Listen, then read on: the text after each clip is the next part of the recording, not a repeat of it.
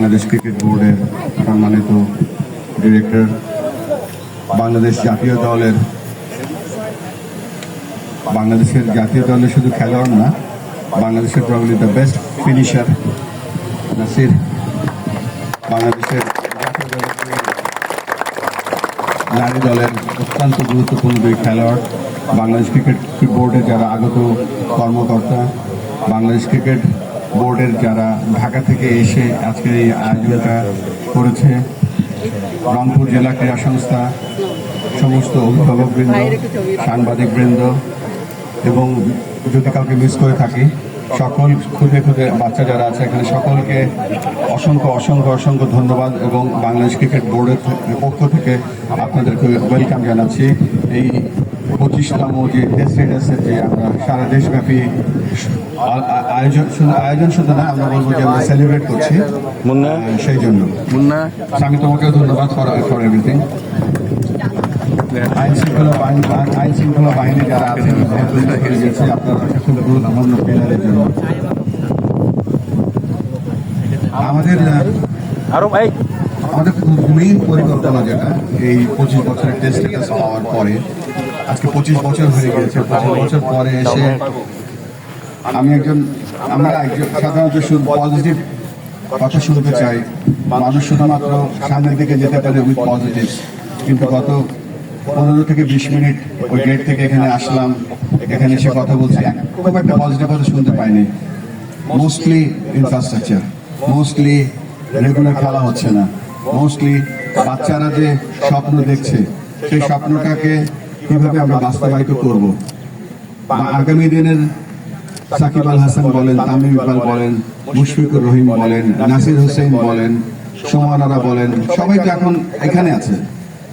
আগামী দিনে এই যে ফিউচার ক্রিকেটার যারা এখানে বসে আছে, ক্রিকেটার আছে, আগামী দিনের বাংলাদেশের সেরা কোচরা আছে এখানে উপস্থিত হচ্ছে, বাংলাদেশের সেরা আম্পায়াররা এখানে আছে, বাংলাদেশের সেরা ক্রিকেট লাভাররা এরা হবে। এদের স্বপ্নকে আমরা জানি না আমরা কোন দিকে নিয়ে যাচ্ছি।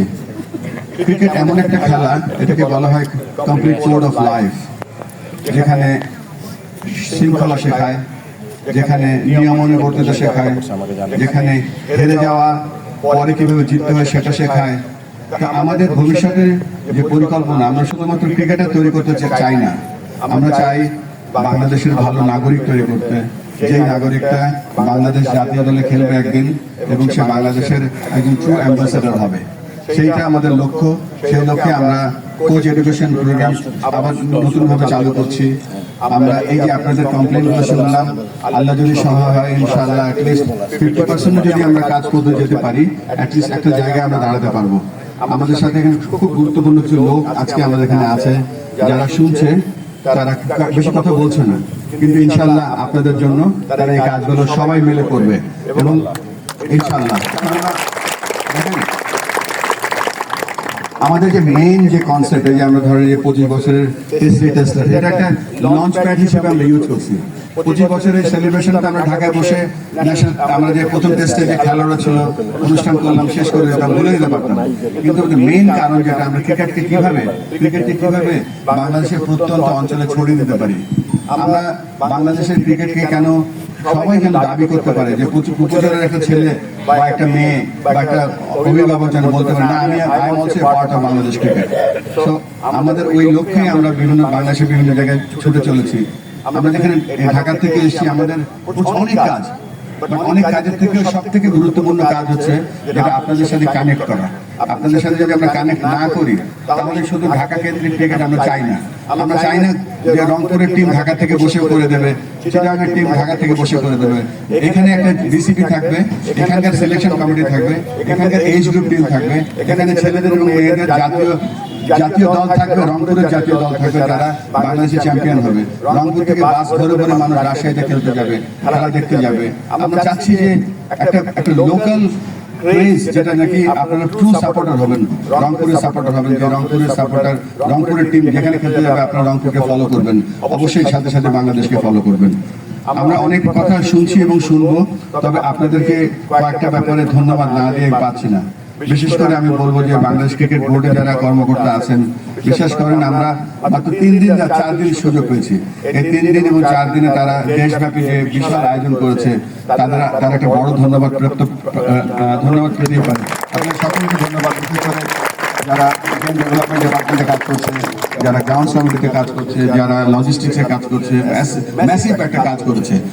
এতে দিয়ে বোঝা যাচ্ছে যে আমাদের অ্যাকচুয়ালি স্ট্রেংথটা কত, আমাদের এনার্জি কত, আমাদের রিচ কত, আমরা সেটা দেখতে চাই।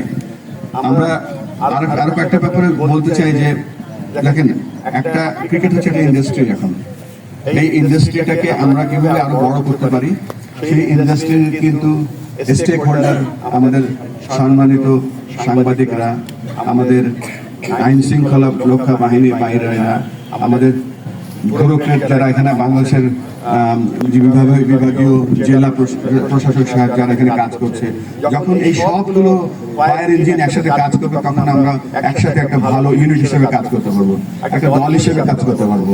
দল হিসেবে কাজ করতে পারবো এই জন্য বলছি যে, মনে করেন একজন বোলিং করছেন, আপনার কাছে উইকেট কিপার নেই, ফিল্ডার নেই। আমাদের সবাই যেন একসাথে আমরা এই ক্রিকেটটাকে, শুধু ক্রিকেট না, সব স্পোর্টসের সাথে আমরা সাহায্য করবো। বাট ক্রিকেট থেকে আমরা একটু স্পেশালি নিতে হবে। এই জন্য দেখেন, আমরা এখন পৃথিবীর সেরা 12 দলের মধ্যে সবসময় 7, 8, 9, 10 এর মধ্যে থাকি। কেন আমরা 1 নম্বর টিম হতে পারবো না?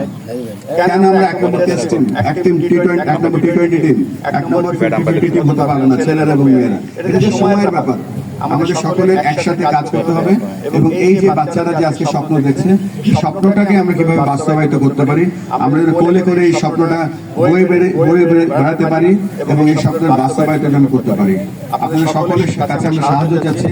আমরা এখানে কেউ পার্মানেন্ট না, বাট আমরা চাই বাংলাদেশ ক্রিকেট যেন পার্মানেন্টলি গ্রো করে এবং আপনাদের সহযোগিতা অনেক বেশি দরকার। আপনাদের সকলের মঙ্গল এবং সর্বাঙ্গীন মঙ্গল কামনা করছি। আবারও জেলা ক্রীড়া সংস্থা, বাংলাদেশ ক্রিকেট বোর্ড, আইন শৃঙ্খলা বাহিনী, সাংবাদিক বৃন্দ যারা এই অনুষ্ঠানের সাথে সম্পৃক্ত আছে, আমাদের পক্ষ থেকে আপনাদের অনেক অনেক অনেক অনেক শুভেচ্ছা এবং ভালোবাসা রইল। ধন্যবাদ।